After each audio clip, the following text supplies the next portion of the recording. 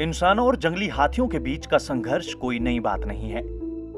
तेजी से घटते वन क्षेत्र और भोजन की कमी के कारण असम में इंसानों और हाथियों के संघर्ष में तेजी आई है। तेजी से बढ़ते इस संघर्ष को कम करने के लिए असम के नागांव जिले के वन्यजीव प्रेमी और संरक्षक विनोद दुलु बोरा और उनकी पत्नी मेघना मयूरी हजारिका धान की खेती कर रहे हैं और पेड़ लगा रहे हैं, ताकि जंगली हाथियों का झुंड भोजन के लिए इंसानों की बस्तियों पर धावा नहीं बोले।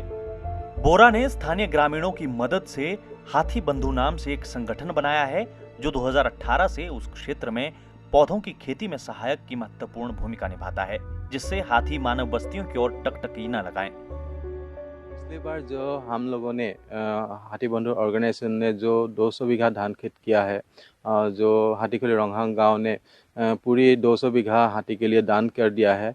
इसके द्वारा हाथी और मानव का संघर्ष बहुत कुछ कम हो गया है और पूरी जनता की रिक्वेस्ट से हम पुनर्बार अभी 600 बीघा खेत कर रहा है, सिर्फ हाथी के लिए 200 बीघा धान और उसके बगल में napier, broom grass, native grass, नानान तरह का हाथी का खाद्य, jack fruit, elephant Apple.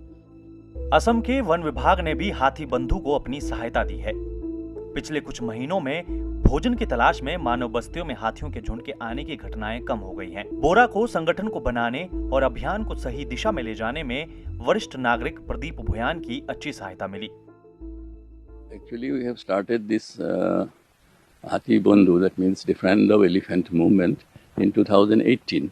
In 2018, actually, we did not have a clear vision, but we planted about 15 to 20,000 of this bhimkol, this type of banana, and jackfruit and other long-term trees for elephants. In 2019, the villagers of Ronghong village, a tribal village in the foothills of Karbi Anglong, and gave the land to the Hathi Bandhu for cultivation of rice.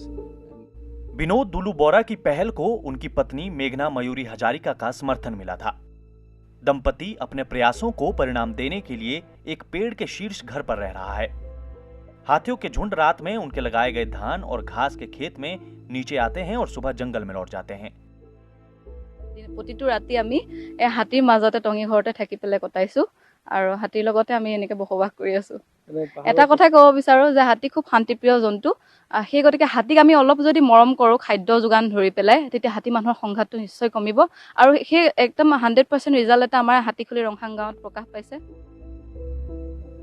Vinod दुलु बोरा और हाथी बंधु की पहल के बाद क्षेत्र में मानव हाथियों के संघर्ष की घटनाओं में कमी आई है।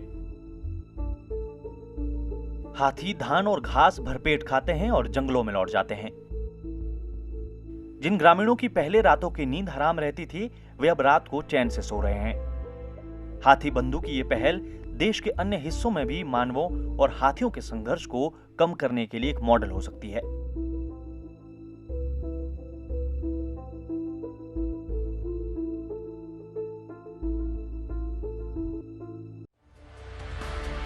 24 घंटे लगातार खबरें देखने के लिए डाउनलोड करें ईटीवी भारत ऐप।